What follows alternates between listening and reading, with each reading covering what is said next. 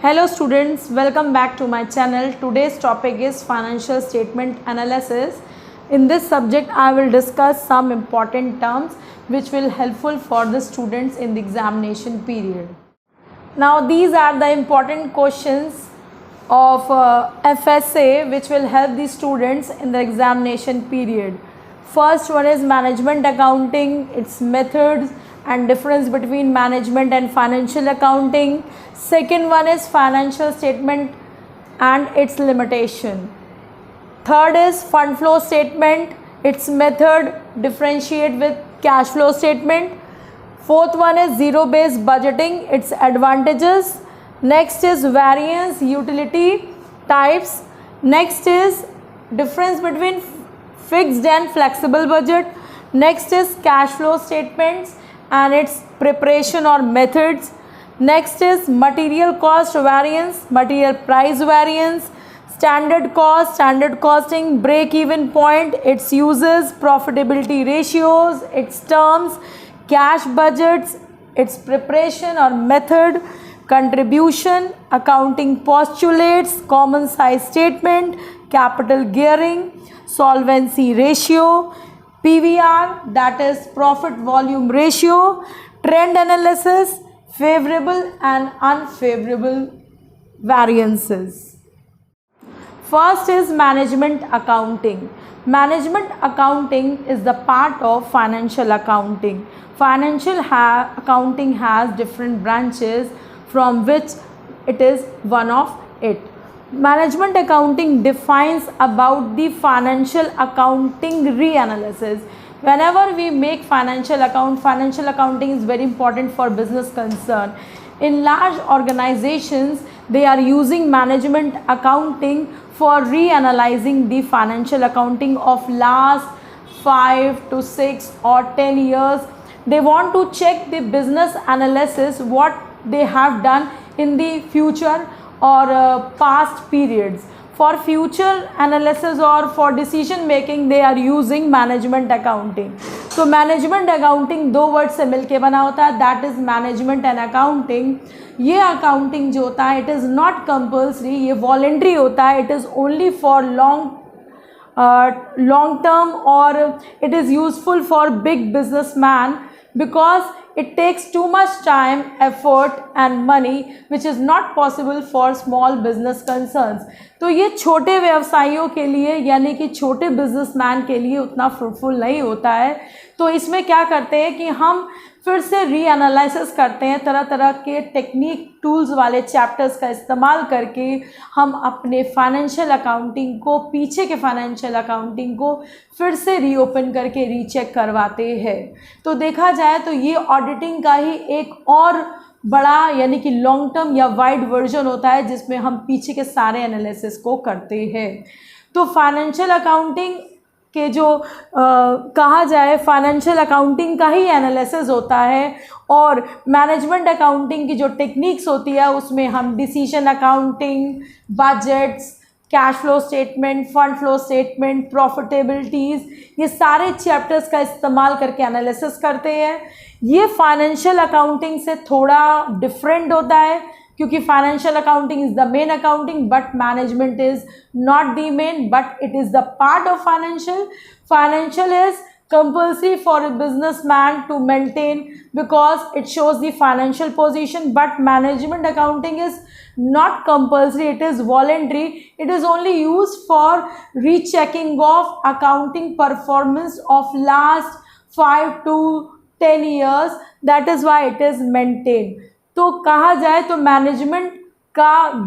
Management जो है वो फाइनेंशियल का ही एक पार्ट होता है लेकिन वो सिर्फ बड़े बिजनेसमैन के लिए ही होता है, इसलिए मैंने आपको थोड़ा सा इसको शॉर्ट में समझाया है.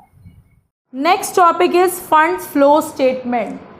Fund flow statement is totally depend upon fund and it's flow. The statement which show the flow of fund, it is whether it is inflow or outflow. What does fund mean? Fund means, in narrow sense, fund means cash, but in broader sense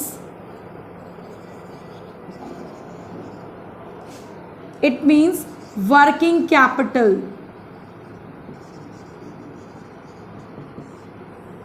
Whenever we talk about fund, it means working capital. Working capital is the difference between current asset and current liability.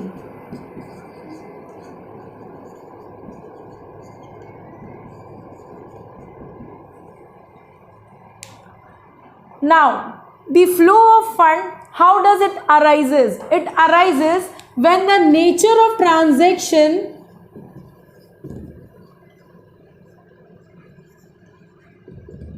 one is of fixed nature and other is of current nature. यानी कि fund flow के लिए ज़रूरी है कि transaction दो nature को adopt करे, एक फिक्स्ड और दूसरा करंट. अगर ट्रांजैक्शन सिर्फ फिक्स्ड या करंट को अडॉप्ट करता है तो वो कभी भी फंड का फ्लो नहीं माना जाता है. For example, if building is purchase for cash, building is fixed asset and cash is current asset, it means the flow of fund has been done. तो ये ज़रूरी है कि फंड फ्लो के लिए हम एक फिक्स और एक करंट का नेचर देखें. मेनली फंड फ्लो स्टेटमेंट किससे अफेक्ट होता है?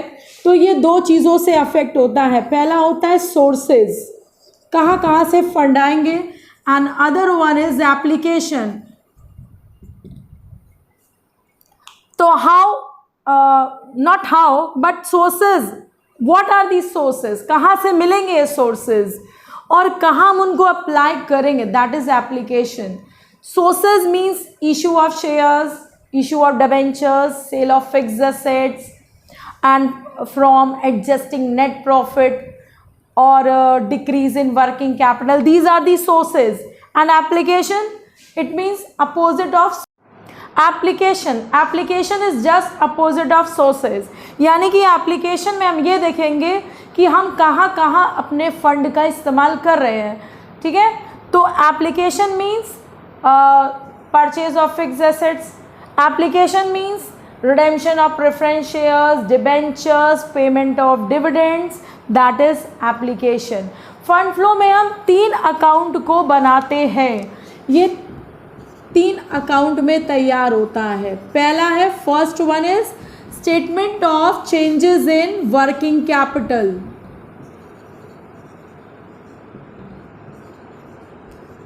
Second is adjustment of PL. And third one is funds flow statement. तो पहले वाले अकाउंट में हम वर्किंग कैपिटल के इनफ्लो और आउटफ्लो को देखते हैं. यानी कि हम करंट एसेट और करंट लायबिलिटी के बीच कंपेयर करेंगे. या तो आंसर इंक्रीज में आएगा या डिक्रीज में आएगा. इंक्रीज में आएगा तो वो एप्लीकेशन माना जाएगा, डिक्रीज में आएगा तो वो सोर्सेज माने जाएंगे. पीएल एडजस्टमेंट में हम नेट प्रॉफिट को एडजस्ट करते हैं. नेट प्रॉफिट में हम ऑपरेटिंग एक्सपेंसेस को ऐड करके ऑपरेटिंग इनकम्स को माइनस कर देते हैं. अगर हमारा फंड फ्रॉम ऑपरेशन आता है तो वो सोर्स माना जाता है. अगर फंड लॉस इन ऑपरेशन आता है तो वो एप्लीकेशन माना जाता है. और एट लास्ट हम बनाते हैं फंड फ्लो स्टेटमेंट, जिसमें पहला पार्ट होता है sources, second part is application. और जब ये दोनों बराबर आते हैं, जस्ट लाइक बैलेंस शीट, इसका मतलब है कि हमारा फंड फ्लो एकदम सही से तैयार हुआ है. Next topic is cash flow statement. Cash flow statement is a statement which shows the inflow and outflow of cash. यानी कि कैश फ्लो स्टेटमेंट जो होता है वो कैश के आने और जाने के प्रवाह को बताता है कि कैश किस रूप में आ रहा है और कैश किस रूप में जा रहा है. मेनली हम कैश फ्लो स्टेटमेंट देखते हैं तो इसमें कैश ट्रांजैक्शंस का होना ज़रूरी है. हम क्रेडिट ट्रांजैक्शंस को कैश फ्लो स्टेटमेंट में नहीं कवर करते हैं. तो कैश फ्लो स्टेटमेंट जो होता है वो शॉर्ट टर्म प्लानिंग्स के लिए यूज़ किया जाता है. ये फंड फ्लो से थोड़ा अलग होता है. फंड में हम फंड का आना जाना देखते हैं, कैश में हम कैश का आना जाना देखते हैं. तो cash is a short term planning device. Cash को हम कह सकते हैं कि थोड़ा नैरो स्कोप रखता है क्योंकि हम सिर्फ एक एस्पेक्ट को लेकर चल रहे हैं, दैट इज़ कैश. जबकि फंड फ्लो में हम वाइडर अप्रोच को लेकर चलते हैं, that is credit. That is accrual. तो कैश थोड़ा सा नैरो हो जाता है। कैश फ्लो स्टेटमेंट जो होता है वो एक ही टेबल में प्रिपेयर किया जाता है। इसके 3 सोर्सेज होते हैं। पहला होता है ऑपरेटिंग, दूसरा होता है इन्वेस्टिंग और तीसरा होता है फाइनेंसिंग।